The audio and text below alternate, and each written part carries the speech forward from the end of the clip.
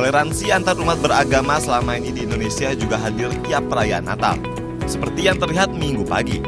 Para jemaat di gereja katedral yang gunakan kendaraan tak cuma bebas parkir di halaman gereja, tapi juga di areal parkir Masjid Istiqlal. Kegiatan rutin tiap tahun ini disambut positif jemaat gereja. Oh, senang sekali. Ini salah satu tanda atau bukti bahwa kerukunan di Indonesia sebenarnya itu masih ada gitu. Dengan adanya umat-umat gereja Katolik parkir di Masjid Istiqlal ini. Dan kami sebagai umat Katolik mengucapkan terima kasih juga kepada pihak Masjid Istiqlal sudah memberikan tempat parkirnya. Ya bagus, maksudnya artinya ada saling toleransi terus dengan rasa ya. Dipastikan kan untuk Natal ini pasti ramai, otomatis parkiran di sana tidak muat dan kita koordinasi dari pihak katedral koordinasi ke Istiqlal dan diperbolehkan, artinya ada satu koordinasi yang baik. Semangat toleransi dan saling membantu ini juga diamini oleh jemaah Masjid Istiqlal. Ya, berbeda suku, berbeda kepercayaan. Nah mungkin adanya kayak gini warga mungkin lebih nyaman ya. Terus kita juga punya toleransi, mereka dengan keyakinannya, kita juga dengan keyakinan kita sendiri.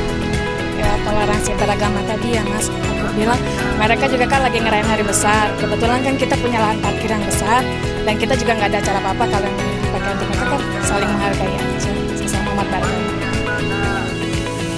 Sejak awal dibangun, gereja katedral yang berdampingan dengan Masjid Istiqlal telah jadi simbol toleransi antar umat beragama di Indonesia. Istiqlal dan katedral, dua rumah ibadah yang terpisah hanya dengan sebidang jalan. Di hari Natal ini, kedamaian dan kerukunan antar umat beragama sangat terasa. Dan toleransi pun tidak hanya berhenti dengan penyediaan lahan parkir. Masjid Istiqlal pun mengecilkan suara yang biasanya dikeluarkan dari pengeras suara dari masjid ini. Begitu indahnya kerukunan antar umat beragama. Aris Satya, Aristio Rusmana melaporkan untuk NET.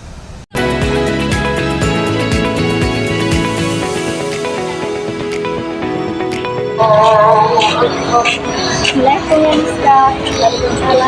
Kalau saya duduk, boleh? Kita boleh kasih bertanya? Boleh saja. Bertanya tentang apa? Saya mau tanya, apakah pendidikan Islam boleh membuat hidup kita lebih toleran?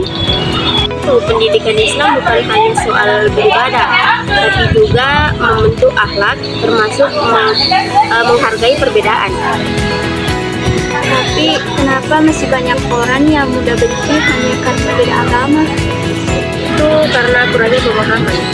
Padahal Islam menjunjung tinggi toleransi. Nabi Muhammad SAW pun hidup rukun dengan pemeluk agama lain. Dari kelas KI kami belajar bahwa Islam datang untuk menyatukan, bukan menyamakan, sebagaimana Quran Surah Al-Hujurat ayat 13 yang berbunyi, Ya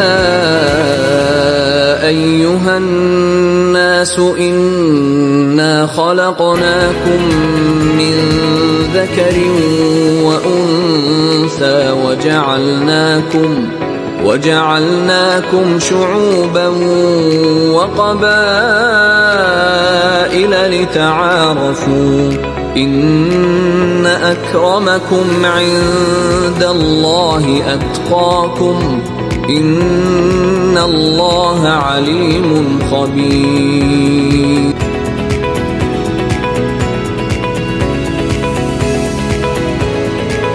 Ruang kelas bukan tempat mencari siapa paling benar, tapi tempat bertumbuh dan belajar dari berbagai sudut pandang. Nah, ini kampus Islam semua orang harus sama, tapi ternyata justru di sini saya belajar makna toleransi yang sesungguhnya. Pendidikan Islam bukan hanya mengajarkan soal ibadah, tapi juga beradab, terutama dalam menyikapi perbedaan.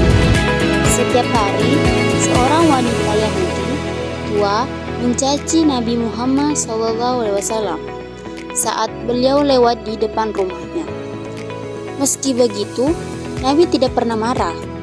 Suatu hari, wanita itu sakit, dan Nabi datang membawakan makanan serta merawatnya. Wanita itu terkejut saat tahu bahwa orang yang membantunya adalah nabi yang selalu ia hina, tersentuh, dan akhirnya wanita itu pun masuk Islam.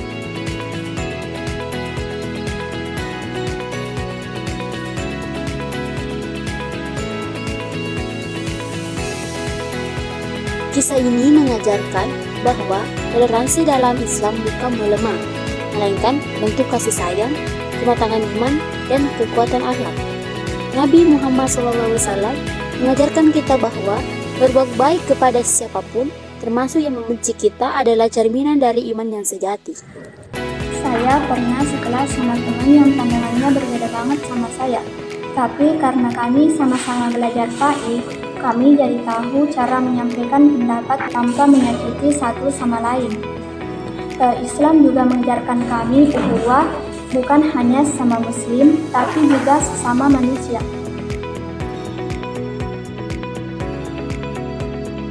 Piagam Madinah adalah bukti nyata bahwa Islam sejak awal menjunjung tinggi toleransi antar umat beragama. Dalam piagam ini, Nabi Muhammad SAW menyatukan umat Islam, Yahudi, dan suku-suku Arab lainnya untuk hidup berdampingan secara damai.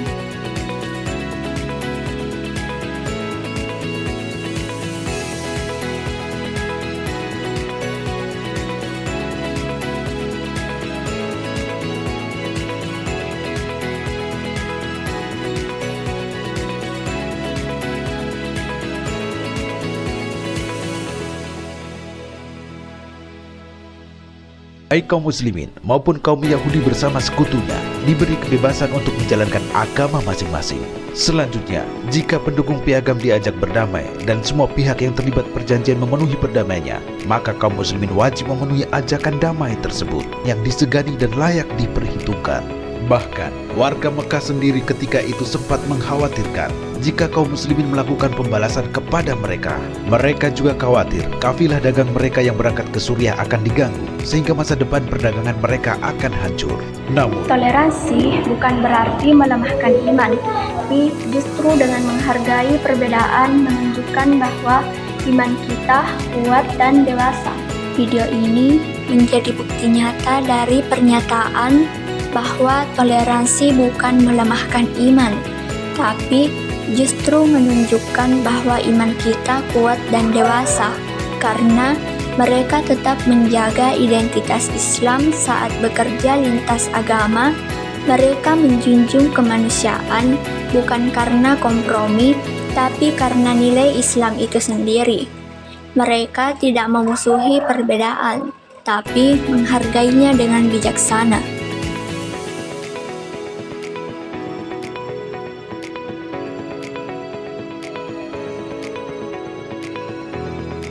Ada ayat yang selalu saya ingat, yaitu la ikraha fiddin. Gak boleh ada paksaan dalam agama. Itu artinya Islam itu rahmat, bukan ancaman.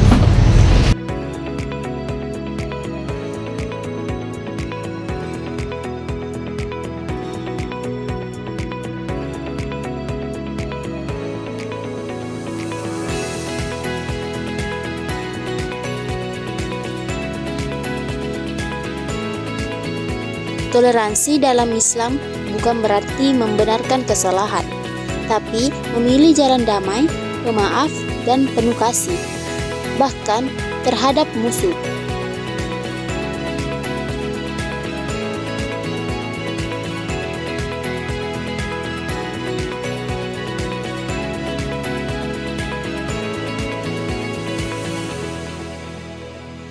Dari sini kita belajar bahwa iman yang kuat akan melahirkan akhlak yang luhur dan penuh toleransi. Jadi toleransi itu juga bagian dari iman ya? Betul, sebagaimana dalam Islam kita diajarkan lakum dinukum waliyadin. Untukmu agamanya, untukku agamaku. Kita saling menghargai, bukan memaksa.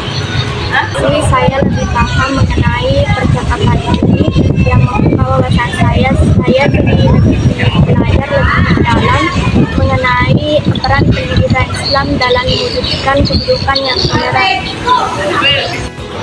sama-sama, semoga bisa berbagi. Semoga yang saya sampaikan bisa berguna untuk kita.